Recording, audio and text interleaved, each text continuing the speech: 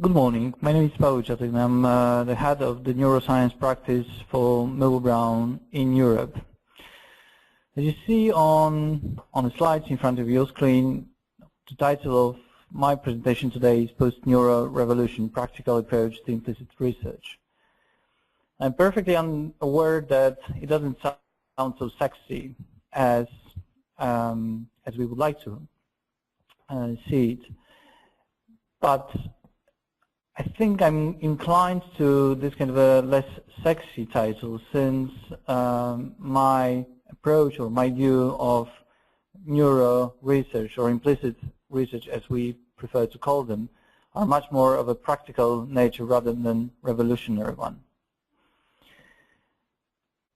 I'm sure that you have been exposed many times to this iceberg photo, which serves as a kind of a metaphor of what market research can do currently, and as you can imagine, this is the top of the iceberg, and of what the market research can't do currently, which is the bottom part of the iceberg,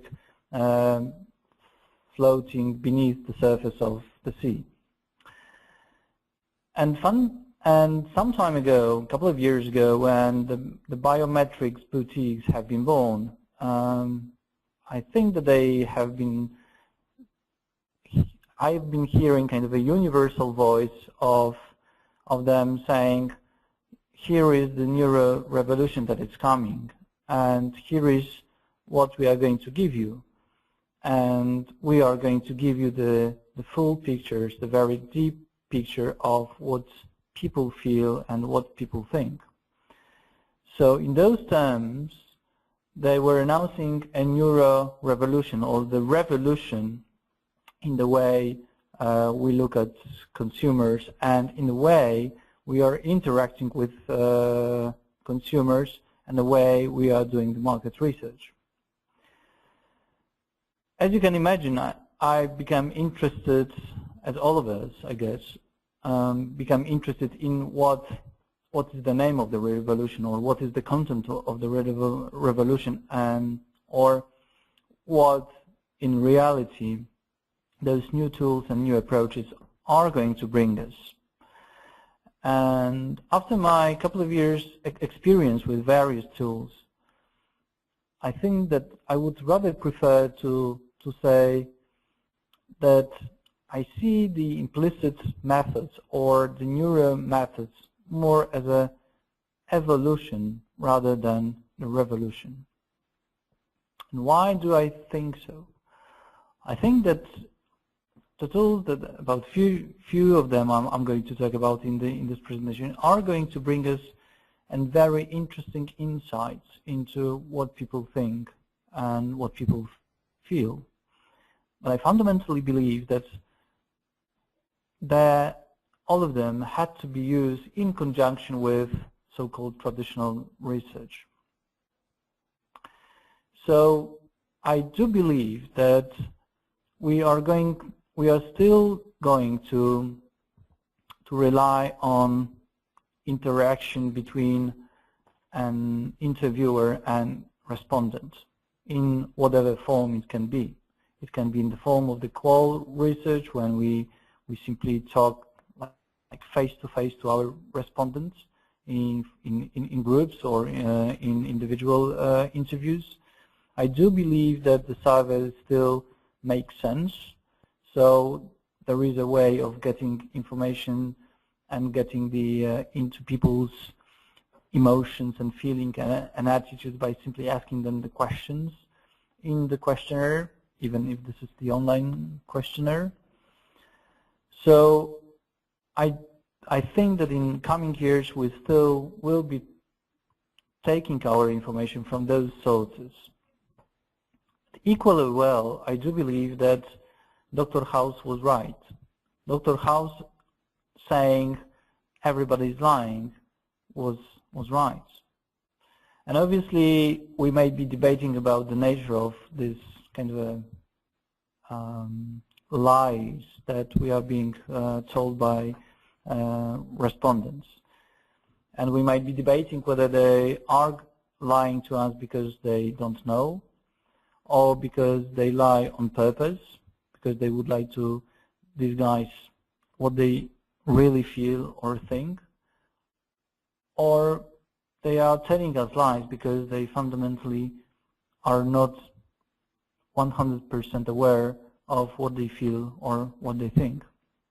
Regardless of that, from this very reason, I think we need to be pushed, or we need to look around and look at those new tools that the science has brought to us. On your screen currently you see two sets of pictures. Actually, those two sets of pictures are very similar to one another. On both of them, on each set of pictures consists of two photos. One is a very dramatic photo of a lion eating gazelle, and so it's a top photo, and on the bottom of the photo you see just very calm atmosphere of steppe. On both sets of photos you see something that you possibly are very much familiar with, which is a heat map, which is a very standard output of the eye tracker, which we consider being as one of the implicit method tools. And guess what? Those two groups, both set of pictures were presented to different groups, and each of those two groups were given a different task. I guess that you might be asking yourself a question, what was the task? The task was very simple. The first group, which you see the results of the focus of attention, so the group that is on your left-hand side, was given a task to look at lions. And the second group was given a task to look at steppe, so the bottom picture. And after doing so, we have been asking our respondents about where they have been actually looking at.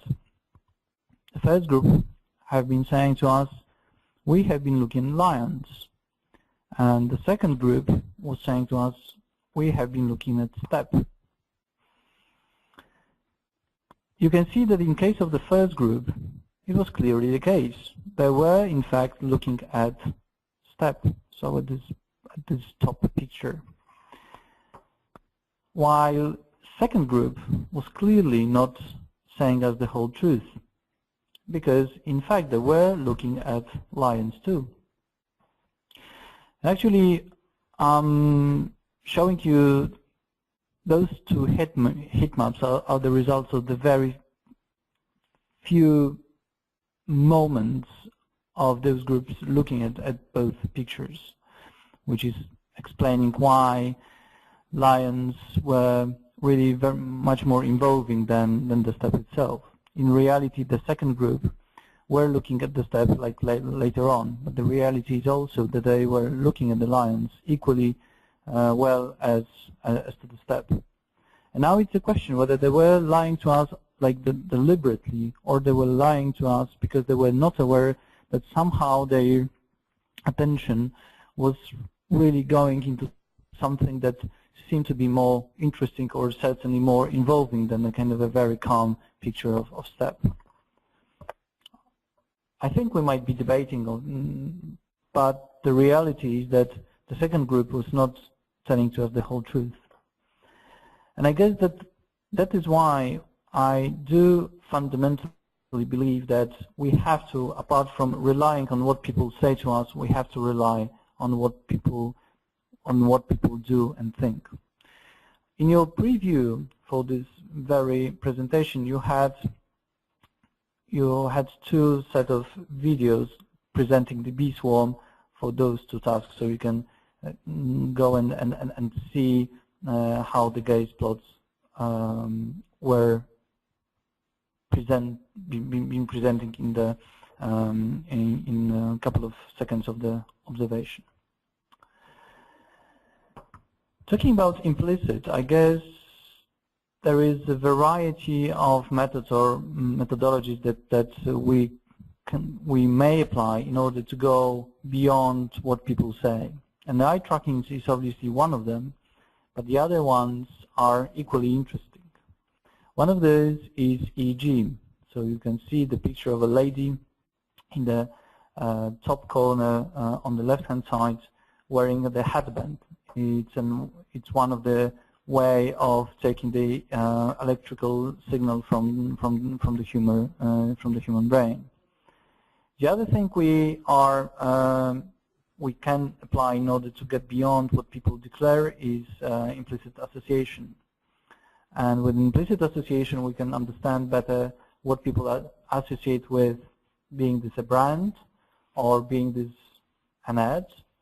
But we can also understand what is the gut feel emotion felt towards a brand or a given or another object. What we can also do is the facial coding. So we can try to go and see and look at the respondent's emotion by looking at the facial reaction. What we can also do is obviously we can take the galvanic reaction and see how the respondent reacts, what is the arousal of the respondent when they are being exposed to a certain stimuli. And obviously we can reach out for fMRI, but I guess that everybody agrees that this is not a very practical methodology for the time being.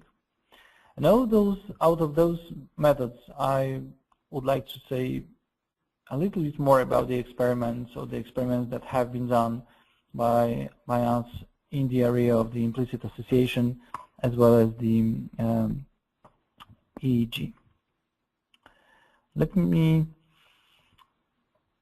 in both cases, I would like to use those examples to say how does explicit and implicit relate to one another. I would like to illustrate that, to me, explicit and implicit are just like two halves of the same apple, if you like.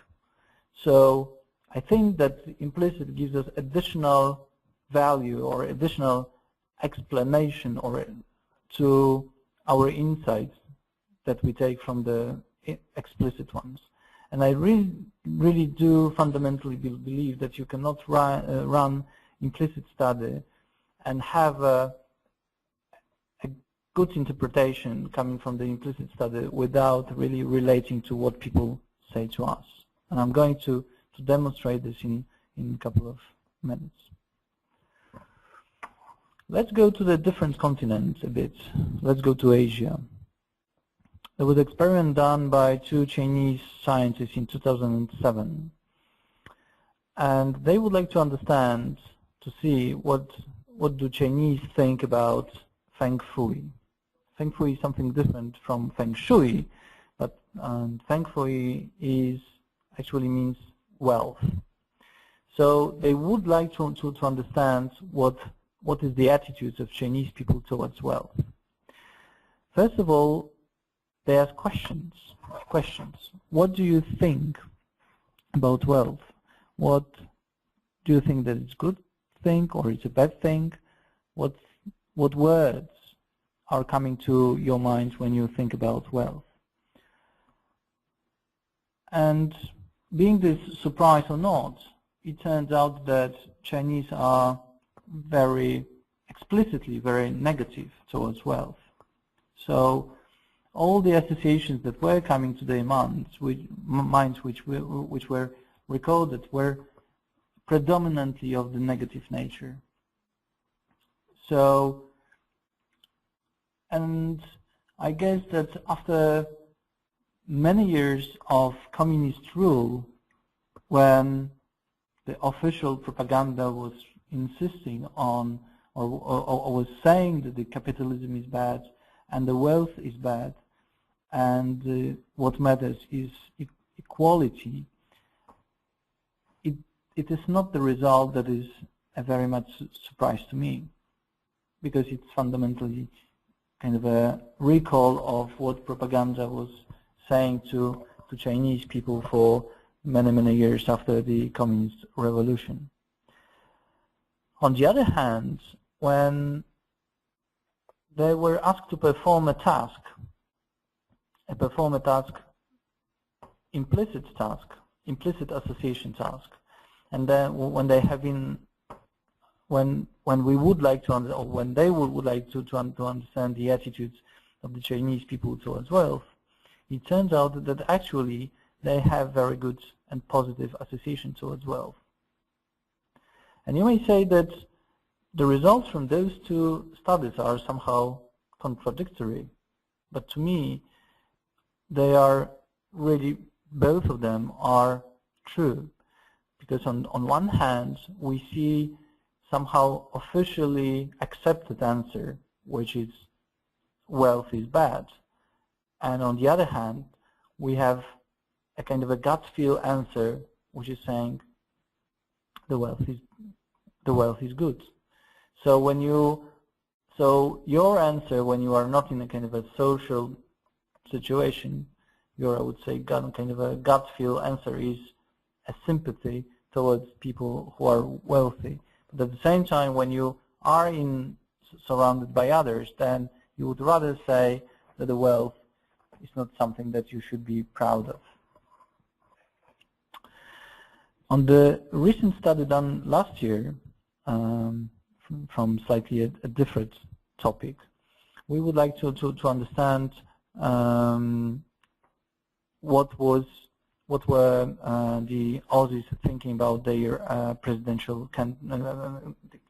candidates for Prime Minister of Australia. And as you may know, or you might not know, there were two of them, two main ones, Julia Gillard and Tony Abbott. Around 60%, 59 to be exact, of the respondents were saying that they preferred candidate for to be a Prime Minister of Australia was Julia Gillard. 41% of the respondents were saying that they prefer candidate is Tony Abbott. And at the same time, we have asked them explicitly a question about what do they think about them, whether they are trustworthy, qualified to run the country, honest and capable. And on all of those dimensions, Julia Gillard has been scoring much better than Tony Abbott. So she was more trustworthy than Tony Abbott, more qualified to run the country, more honest and more capable of doing so. And this is an explicit answer to question about which of those two candidates do you favor, and what are the qualities of them. When we look at the implicit association, so of those two candidates, and when we wanted to understand what things are, or what attributes are connected with those candidates the most, it turns out that actually, as far as the trustworthiness is concerned, Abbott, has this quality much stronger than Gillard, and also he has been somehow regarded as a being more qualified person to run, to be the Prime Minister of Australia, and also his quality, as far as the patriotism is concerned, were also stronger than Gillard. And so it is a question, why is it so? Why people explicitly declare different qualities than when they implicitly acknowledge? And the answer is in the emotional priming results, when we want to understand what is the emotional closeness with Julia Gillard on one hand and Tony Abbott on the other hand. And we see that the sympathy, so kind of an emotions felt toward Julia Gillard, were much stronger, much more strongly positive than the ones for Tony Abbott. So in fact, the explicit results we got about the qualities of those two candidates were really driven on by post-rationalizing the emotions that audience have felt towards those two candidates. I would like, for right now, to show you the results of a study which was run with a different technique than implicit association. This is a EEG. What you see on your screen right now is a medical scalp, so kind of a helmet that is being used to measure the which is used in medicine to measure the electrical reactions in our brains. It is not a very practical tool, to be honest, and it's kind of a very scary one. But in our day-to-day practice, we use something that is a little bit more, not a little bit to be honest, but it's much more easy to install on the respondent scalp, and it's much less intrusive. So it's basically a kind of a headband. And by using this headband, we can measure at least two things. One is the positive and negative emotions felt in a given moment. And secondly, we can also measure a cognitive engagement in a given moment. I hope that you have looked at the preview, at the TV spot which you have been submitted with.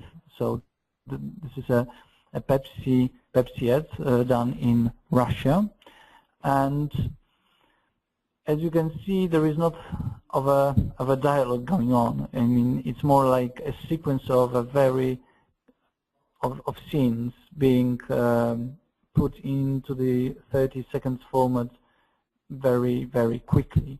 And some of you may have noticed that the film somehow speeds up in the second part of it. We have run our pre-testing on this very ad, and it turns out that this very ad is very enjoyable, very engaging, but unfortunately it lacks understanding.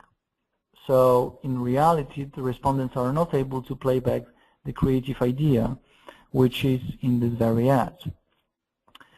And we thought that it is due to the fact that despite the target audience, which are the young people, the spot itself really goes too fast. So the pace of the ad is simply too quick.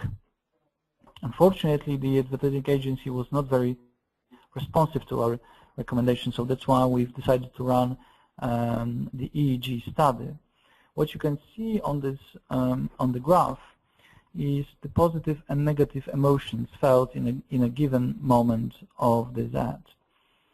And there is a very clear indication that the beginning is fine, so there is more of a positive emotions being portrayed by the green bar than a negative ones, which are represented by the red bar.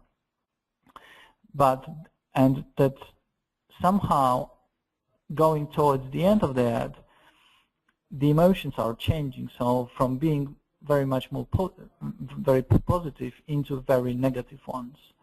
And this, together with an information about the cognitive involvement, this has told us that simply this negative emotion is a result of confusion. So respondents somehow turned off by the end of this ad, and somehow they really seem very confused to what's going on, not able to follow the story of the ad. So basically what we got is that we got a confirmation of our pre-testing results, saying that respondents were reacting, different groups of respondents were reacting to the different parts of an ad, so there was no kind of an so the synchronicity in the response was very low, but at the same time, clearly at the end of the ad, the negative emotions were much stronger, coming from the confusion created by the pace of the ad. So to sum up, I do still feel that explicit research has its place, but I equally do believe that sometimes it's simply more difficult to ask more questions to the respondent and expect that they are going to come back to us with an answer, and that we have to go beyond that. We have to go beyond declarations, and I think that we have to go beyond declarations in 3 specific questions. So when it is difficult to ask a direct question, so when the respondents are not able to express the feelings or emotions or thoughts, I think also that the implicit results are giving us more granularity to the results that we have, and I think that we should be applying the implicit techniques when it goes to to measure more transient reactions towards the materials. Thank you very much, and I hope that you enjoyed this presentation, and I hope that you are going to enjoy the rest of the seminar. Thank you very much.